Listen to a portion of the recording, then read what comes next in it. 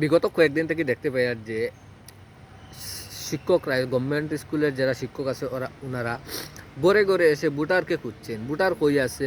কিন্তু আমাদের গভর্নমেন্টের এটা খেয়াল নেই যে ওই শিক্ষকর কাজ হচ্ছে ক্লাসে স্কুলে গিয়ে ছাত্রদেরকে খোঁজা যে ওই ছাত্রটি আসছে কি না আসছে ওইগুলা দেখা। কিন্তু শিক্ষকর কাজ নাই যে ঘরে ঘরে গিয়ে তোমার ভোটার খুঁজতো।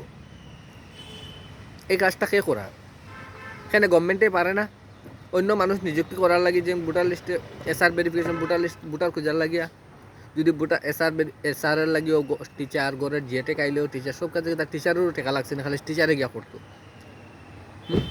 তুমি অন্য মানুষ নিযুক্ত করো যারা ওই স্পেশাল কাজগুলো করবো। শিক্ষকরা তার শিক্ষকিতা করতে দেয়।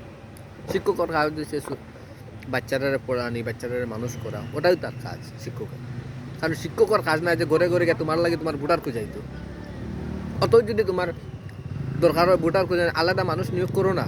তুমি তো তোমার সময় সময় হলে যেরকম পুলিশ ডিপার্টমেন্টের সময় সময় তুমি রিক্রুটমেন্ট দিতে পারো, তাইলে ওইগুলা কিছু রিক্রুটমেন্ট দিয়া দেও না যে ওইগুলা কাজ এরাও করবো।